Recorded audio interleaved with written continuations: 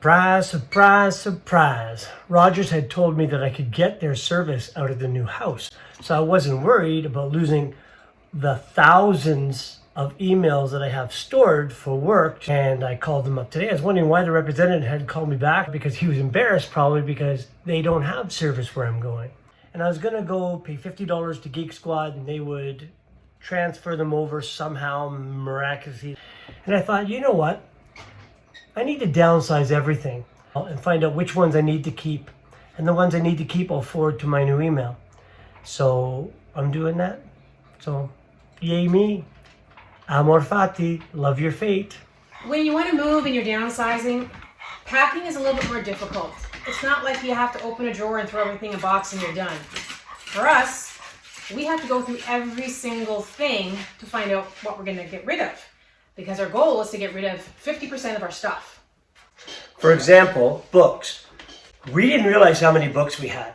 We started going through the entire house and bringing all the books into the living room. Well, they were piled up on shelves and desks and floors. They were everywhere. And every time I said, that's all the books, we would find another nook or cranny. So once they were all in the one spot, we had these mountains of books. And I might have gone through first and say, okay, these are all the books that I want to keep, and these are all my throwaways. And then somebody else would go through the throwaway pile and say, these are all the ones that I want to keep, and these are the ones I throw away. So that pile kept going through and through and through. Say, okay, is that 50%? And if it wasn't, we started the process all over again and be a little bit more critical about what books we were keeping. We eventually gave away or got rid of 2/3 of our books. We use things like, is it a manual? Is it something that you would read again? There's a lot of books I really liked, but I thought, you know what, someone else could read this.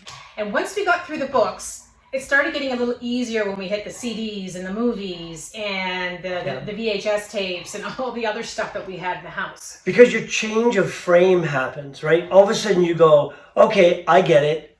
I don't really love this book. I just want to keep it because I feel like I need things. Getting rid of it. We did the same thing with all the games. We've had a lot of systems over the years. Yeah.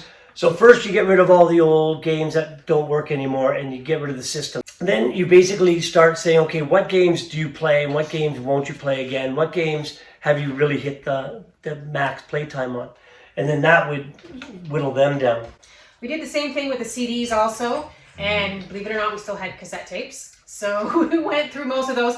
Actually, and we can't play them anymore. So we only kept about 4 or 5 of them that I had, memories with. I've got to give credit to a Netflix special and it's called Marie Kondo, and she is an organizing specialist. And the one thing that she said really caught me.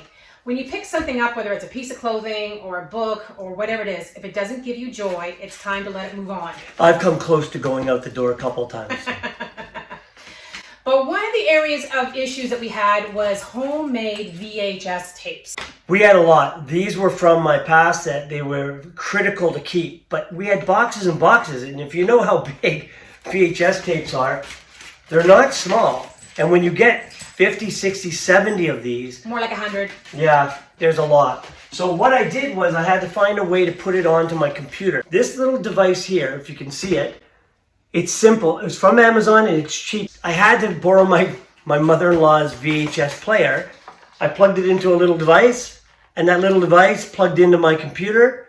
And we didn't have to have any other device. It was just this one thing that you hooked into an old VHS. So you played your tape, and while it was playing, it was recording to your computer. That's right. And then you could edit. You could pull that into an iMovie and edit it down or change it.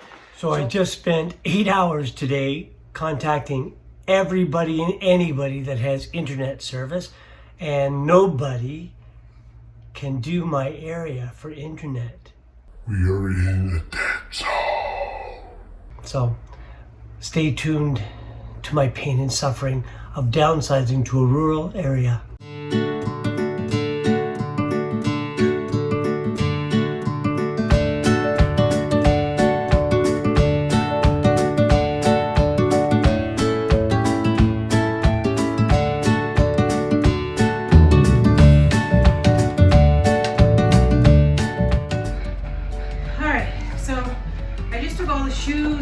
Out of the closet, and the idea is to downsize by 50%. I'm not sure how we're going to do this. It's a lot of shoes. So stay tuned. Let's see how we do for purging.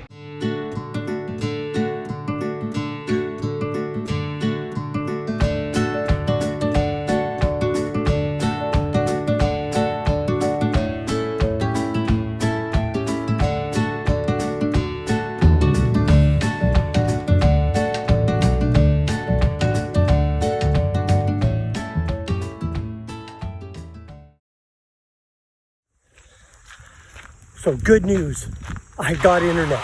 After 500 hours on the phone, 7 companies, I was able to get ExploreNet, and it's good internet.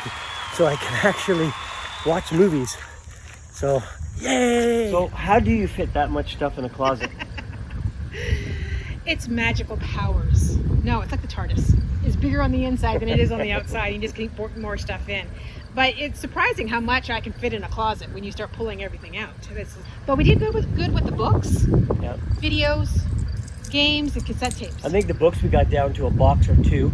We forgot to talk about pictures. We also did all of our photos. Oh, yeah.